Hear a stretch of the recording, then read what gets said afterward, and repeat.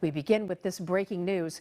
Fresno Police Chief Paco Balderrama says a detective was attacked in his office.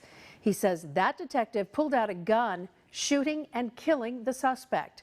CBS 47's Catherine Phillips is live near CRMC where the officer was taken with the latest on the investigation. Catherine. Well, Catherine, the officer is recovering tonight, but he was transported here to CRMC. Now, the police chief says the annex is supposed to be a very safe and very secure building. You even need a key card just to get into the gate. So how the suspect made it all the way up to the detective's office is still not known.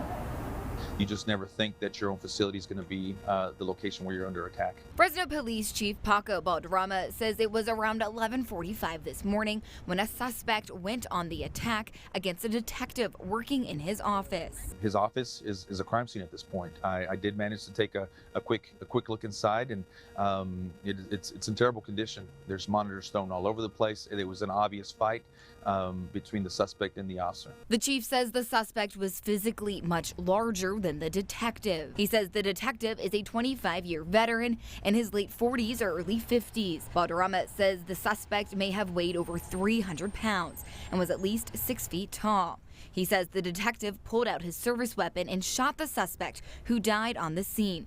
They don't know how he got inside. This is a secure facility. People cannot walk in here. You have to have access to enter the gate. You have to have access to enter any one of the doors. He adds he doesn't know what kind of weapon the suspect used, but the detective had to be transported to CRMC. He says the detective was being hit over the head and cut in the head and neck. We have seen an increase in assaults on police officers across the country, and at this point I don't want to speculate as to what the motive was, what the intentions were of this individual, but I am very glad to say that my officer is going to be okay.